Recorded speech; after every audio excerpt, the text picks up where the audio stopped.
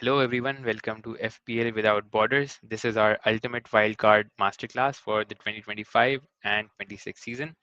In the next few minutes, I'll basically show you what's changed this year in terms of rules and how it impacts wildcards, when to hit the wildcard, how to combine wildcard with other chips, and then some mistakes that you should avoid while playing your wildcard so that you can wildcard with confidence. So without wasting any time, let's get into it. By the way, if you're new around here, we do weekly game week previews as well as a lot of chip strategy and evergreen long-term strategy guides on this channel. So if you're new around here, would appreciate a like on this video. So yeah, what's changed this season? Number one, we have two chip cycles. So we don't just have two wildcards this season, but we also have two wildcards, two free hits, two triple captains, and bench boost. One set in the first half of the season and one set in the second half of the season. Defensive contributions have changed. So we have new baseline points for defenders and midfielders as well. So if they do certain actions, certain defensive contributions to the team, they can get +2 points maximum per game. Assists have been simplified. So if there is a deflection, for example, you would still get the assist. It's more clear, fewer edge cases, not a huge FPL impact in my opinion. There've been a lot of bonus points tweaked. So BPS stands for bonus point score, and there've been a lot of changes in these rules. So we'll cover that in the next slide really quick. And then AFCON helps. So in game week 16, when the players go for African Cup of Nations, we will get 5 extra free transfers. That's what's changed this year. And how have the bonus points calculation changed? So let's make the bonus changes crystal clear, and I'll tell you what's changed and what's new. So in terms of goalkeeper saves, initially it used to be 2 BPS per save. Didn't matter the location, but now it's 3 BPS for a save inside the box and 2 BPS for a save outside the box. So, in terms of penalty scores, it basically doesn't change. It's still 11 BPS. Number two, goal line clearances. So it used to be 3 BPS for a goal line clearance, but it's now +9. So which is a big swing if it happens, although it's a rare event in the game. Next, penalty goal scored. So this is also a big change. A forward used to get 24 BPS for a penalty scored. Mid used to get 18, and then a defender used to get 12. But in the new rule, regardless of the position, if you score a penalty, you get 12 BPS.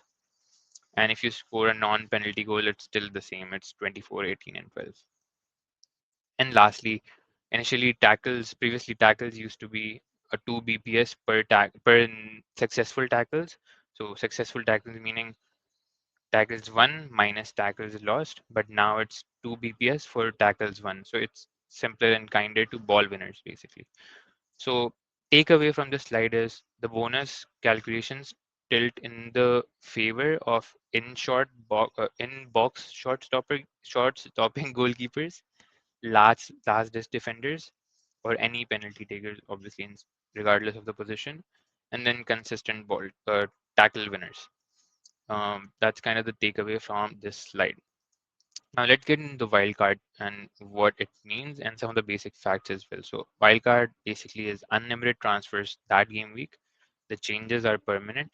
It's no, unlike a free hit. You get 2 wildcards, one per half of the season. The deadlines are, so the first wildcard you can play from game week 1 till game week 19 deadline, and then the second one runs from game week 20 till game week 38. How you play it, you basically, when you're making transfers, so when you're confirming your transfer, you can hit your wildcard active, and once you activate it, you cannot cancel it. So that's an important point to note. A lot of people struggle with that. Once it's activated, you can't go back. You can bank your free transfers. So if you have up to 5 free transfers before a wildcard, you can keep them. And lastly, you can't use wildcard in game week 1 because you already have unlimited transfers in game week 1. So the second most important question, the first most important question actually is wildcard timing. When should you hit your wildcard? And instead of like how I think about it is I look for certain triggers. So these 3 triggers are core in my head when I'm thinking of okay, when should I wildcard? So the first trigger I look at is data. So I would suggest wait until you have 5 to 8 game weeks of data. So when looking at expected goals, expected assists, non-penalty XG, all of these numbers make more sense when you have at least 5 to 8 game weeks of data, and the keyword is at least. So if my core picks that I already have are underperforming on expected goals or expected assists and minutes, while the players I want are consistently posting better non-pen XG or chance creation or minutes, um, that would be my signal to restructure. But having a decent sample size of data before concluding that this player is nailed or this player is a more chance creator or a short stopper, yeah. So having that sample size is important. Number two, the trigger number two would be fixtures. So if 2 or 3 elite teams, let's say, simultaneously enter a soft run, in the example of this season, I would say, for example, Liverpool, City, and Arsenal, they are sort of entering a green run of fixtures in the next few weeks. So if you see that, for example, what I mean by a green run is if you see 4 of the 6 next fixtures they have are at home or are against bottom half oppositions, that would be my trigger to wildcard if I don't already have players from those teams. And I would also try to align my captaincy um, accordingly. Trigger number three would be squad health, and this is where it basically, when someone says it's team dependent, this is what we mean by team dependent. So if you've got 4 or 5 fires in your team that you have to fix, and by fires I mean you have injuries or you picked the wrong premiums in game week 1, or you don't have a best route to the best captain available, or the players on your bench are losing minutes, that's wildcard territory. And if you're in this territory with 4 or 5 fires at least, um, that's a trigger. When basically I think you don't really have to wildcard is, let's say, if within 3 to 4 moves you can fix your team. So let's say you have 2 free transfers and you can take a -4 or a -8, and that fixes your team. And that way, if you can delay your wildcard, I would say that is a valid move and that is a sound move, because wildcard is for structural upside. It's not for band-aid. So it's like 2 to 4 moves. It's okay to sort of delay your wildcard. And if you're taking hits, um, basically look at it in such a way that it the expected value of the points from the hits in the long term, if those players are expected to outscore your current players, it's okay to take hits. That's basically my. Now let's talk chip combinations. And so with two chip sets, I would start thinking in paths, and pick one path as your default, and then you can obviously pivot depending on if there is a trigger. So let's say in the first half, which is the game week 1 till game week 19, I would want to wildcard into a 3 to 5 week pre- premium captaincy run, so I can triple captain someone when the fixtures in the form peak. So let's say you wildcard in game week 6, you have Haaland at home against Burnley in game week 7. That would be a thought process of combining your chips. So you can wildcard now, have Haaland in your team, and then you can triple captain him when the fixture is peak, which is, let's say, Burnley at home.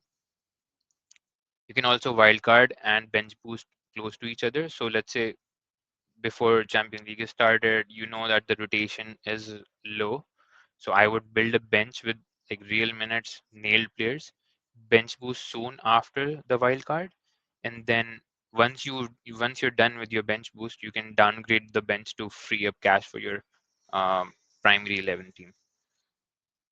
Yeah, and for a free hit, if a blank game week pops up due to a cup clash, or basically this season it's easier because you can literally free hit any week when you feel like the players that you don't have the best fixtures. Just do it because you have a lot of free transfers and a lot of chips this season. So free hit is a bit feel like hit it when you feel like it, in my opinion. And in the second half of the season, it's basically a bit different because in second half you have a lot of blank game weeks and double game weeks coming up, unlike the first half. So how I would think about it is I wildcard in such a way that in I wildcard around the biggest doubles that are coming up, and then I wildcard into starters who play in the double game week, so they play twice, and then I would bench boost close to that. So I would wildcard and bench boost in a big double. So that would mean I have like 13 to 15 players who play two games in a single week.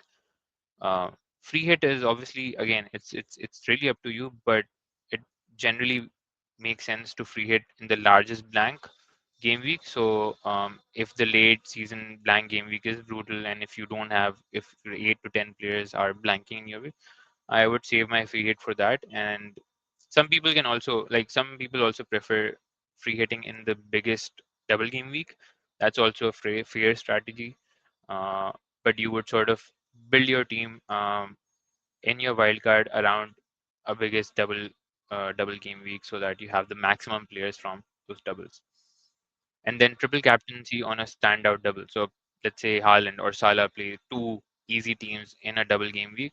That's your captain. That's your triple captaincy window. A couple of pivots, triggers that would help you pivot your chip strategy would be if injuries hit, let's say, right after you've wildcarded for a bench boost. So you could delay your bench boost and you could slide into triple captaincy ahead. Or if there's a rumored bank or a double game week, you could swap your free hit or wildcard accordingly. But try to have a plan B is basically what I'm trying to say. So let's get into some of the tips for an optimized wildcard, and I'll share some of the examples as well. But I would number one plan for 8 to 10 game weeks. You're hitting a wildcard again. It's a structural reset, so you should be good for at least 8 to 10 game weeks. Um, One more thing I would look at while planning this 8 to 10 week window is I should have default captain options, like premium captain options that cover uh, most of these weeks. So like you should have captaincy option at least for next 4 weeks out of the next 6, for example.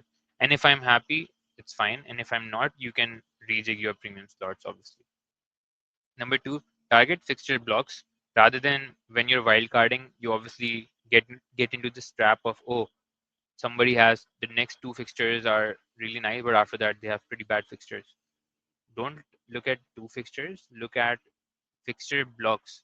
So you can go to, you can follow people like Ben Krellin or Lego Mane. There are a lot of content creators on TikTok or X, Twitter, basically who share fixture tickers or for blank and double game weeks or fixture blocks as well. So stack 2 to 3 players from teams with a good fixture block rather than a couple of good fixtures is what I'm trying to say.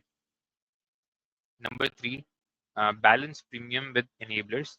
So it's pretty self-explanatory, but the reason for having enablers is basically that you have a strong 11, but you also have a playing bench so that in case of injuries, you have backups as well.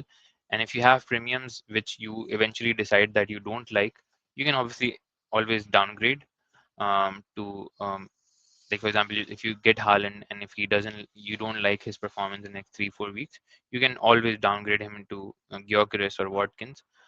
You can't go otherwise, like on the other out. Respect price changes. So one benefit of a wildcard is you can catch price rises early. So as soon if you've decided that you'll hit wildcard in the next week, activate your wildcard as soon as the deadline ends, and then keep a track of what players are increasing in value, and you can catch those players that you already needed, and catch the price rises as well, and increase your team value. And lastly, be adaptable. If a bench player loses its spot, I don't want to hit midweek. I let the bench soak 1 week and then use 2 free transfers to fix. So wildcard is for structures, and yeah, just keep that into mind. Let's get into some of the common wildcard mistakes. So number one, in my opinion, is going in too early. We've discussed this. We don't have enough data. You're reacting to one haul or one blank wait for a few weeks, get some information, and then hit your wildcard, or pick your players in a wildcard according to a longer horizon rather than knee jerking about for a player that just hauled in the last week. Number two, overloading on short-term fixtures. This happens a lot. If for example, you're wildcarding today, and if you see Bournemouth having two green fixtures, you go for Semenyo, but after that they might have difficult fixtures. So buy, look for players with green fixture blocks as we discussed, rather than just short-term fixtures. This doesn't apply for the first half, but ignoring blank game weeks or double game week schedules, this is a very common mistake. Have that in the back of your mind when picking players in the second half. And then fourthly, not balancing squad depth properly. For example, you still have a bench boost to hit. If you don't balance your squad depth properly, or if your bench is too weak, and if you have injuries, that happens all the time. That is a common wildcard mistake. Try to have a solid bench, even if it's full of 4.0 players, 4.0 million players. They should at least be playing players. So that's that. And then for getting the price changing strategy, so you know if a player is about to rise and you already need them, buy them sooner than later on a wild card, so that at least you can catch price rises and your team value doesn't decrease. So that's basically some of the common wildcard mistakes. And that's pretty much it. Thank you for listening to this video. If you've seen this video till here, I would highly appreciate if you drop a like and subscribe to this video. I spend a lot of time organizing this content. We do these weekly previews as well. We do a lot of other chip strategy content as well. A like and a subscribe would be super helpful. And yeah, that's all for today.